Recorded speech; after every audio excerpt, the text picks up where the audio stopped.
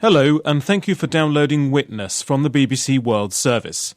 Today we go back to an extraordinary psychiatric examination during World War II. It happened when a British doctor analysed the deputy Nazi leader, Rudolf Hess. Here's Professor Daniel Pick of Birkbeck College, London. On May the 9th, 1941, the prominent Nazi Rudolf Hess left Germany. In one of the strangest incidents of the war, the deputy Führer flew across the North Sea to Scotland. One major story has developed in the news in the last hour. A British official announcement that Rudolf Hess, the number 2 choice of Adolf Hitler to head the Nazi regime, is a British prisoner following his landing in Scotland in a plane. Hess claimed he was on a peace mission, but British intelligence quickly concluded that he was not to be taken seriously. The Nazi was taken to a safe house where he was imprisoned and then examined by an army psychiatrist called Henry Dix, who had fluent German. Dr. Dix spoke to the BBC years later. He looked a very sick man, lugubrious, staring to the distance, lacking all social grace.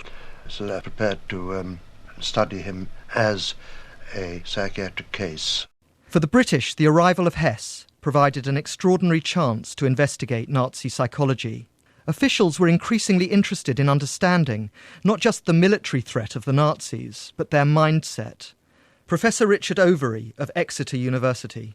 Chamberlain decides that Hitler is insane, I think, at some point in the spring of 1939, which leaves him very uncomfortable because he doesn't know how to handle insane people. And most Western liberals can't understand the forces that are driving Nazism. What is the root of this insanity? Is it a common insanity? Are we talking about a piece of collective psychology? Are we talking about a group of psychopaths who've somehow come together to form a gang of psychopaths? I think that it became important for people to try and guess what Hitler would say if he were on the couch, because then you might be able to understand a bit more about how he would behave. Rudolf Hess was regarded as an eccentric even by his fellow Nazis, but he was very close to Hitler, leading the saluting at the infamous Nuremberg rallies of the 30s. Die Partei ist Hitler! Hitler aber ist Deutschland, wie Deutschland Hitler ist! Hitler, Sieg Heil! Sieg Heil! Hitler, for his part, seemed to have a deep rapport with Hess. In some eyes, Hess was even his Svengali, or alter ego. So what better case it must have seemed for a British psychiatrist to study? Even to the newcomer, who was not to be closely confined here, the place bore a forbidding enough aspect. It had an outer perimeter of barbed wire patrolled by military police, all traffic being diverted from neighbouring lanes. This is a reading from the notes which Dr. Dix took on his sessions with Rudolf Hess. In a recent book and BBC Radio 4 programme, I used the notes to retrace the encounter between the two men at an English country house.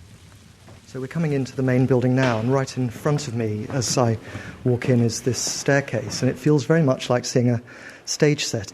It's very striking to actually be now right in front of it and to find it still intact. Inside the house, it was strangely quiet on this rainy Saturday afternoon. One's foot would strike a Tommy gun concealed under the sofa of the officers' lounge, ready for instant use.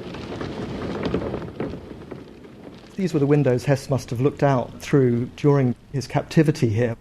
Hess clearly felt at every moment a kind of rising panic and fury about the way he was being held prisoner here.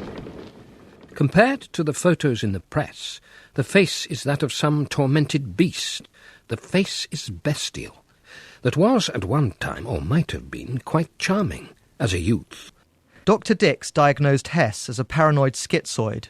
The notes reveal that he saw Nazism not as a political choice, but a mental disease which fed on the needs of rudderless nothings like Hess to identify with an omnipotent saviour. It was, in Dix's view, a condition that was particularly prevalent in modern Germany, but one which also had a weak point: the Nazis' unconscious attitude toward the British. They have always envied us and aped us in their life forms, dress, correctness, etc. of the German gentleman's bearing. They have adopted our style of uniform, tunic, breeches, and Sam Brown. They are at least in part ambivalently in love with us.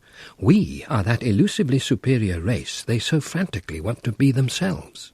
A few days later, a meeting took place which seemed to Dix to confirm his diagnosis of Hess. The Nazi had been demanding to talk to a senior minister, so the British brought in a titled official to pretend to negotiate with him.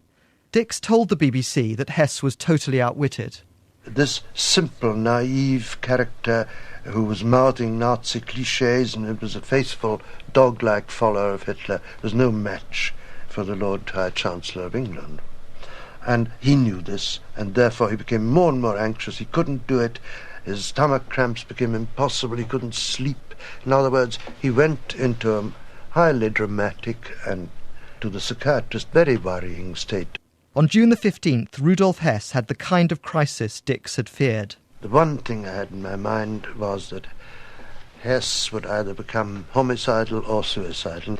I had already given extra instructions for all the guards and the officer on duty to be especially watchful.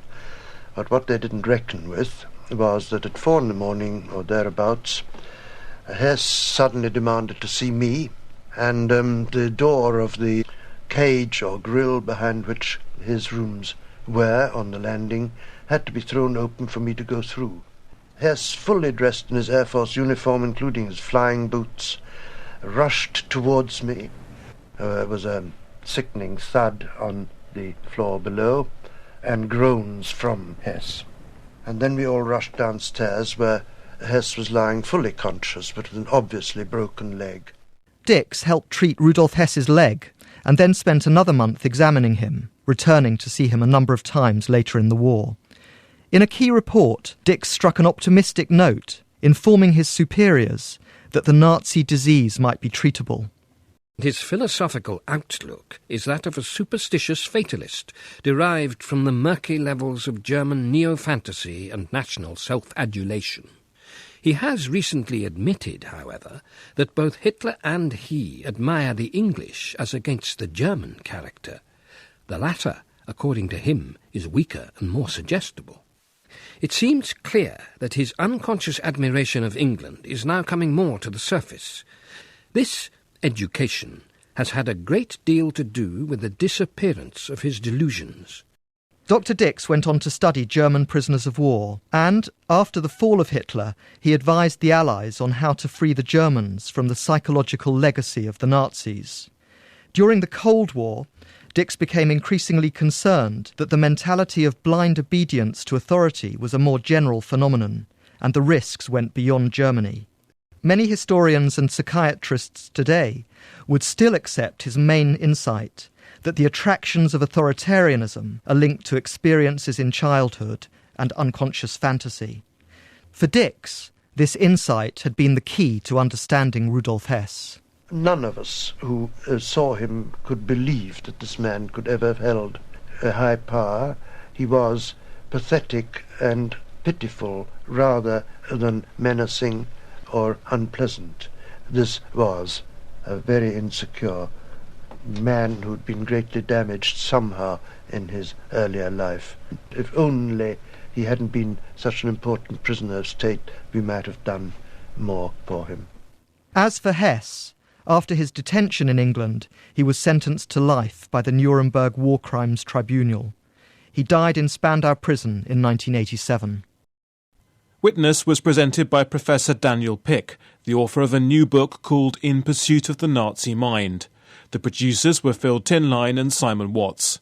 For details of our complete range of podcasts and our terms of use, go to bbcworldservice.com/podcasts.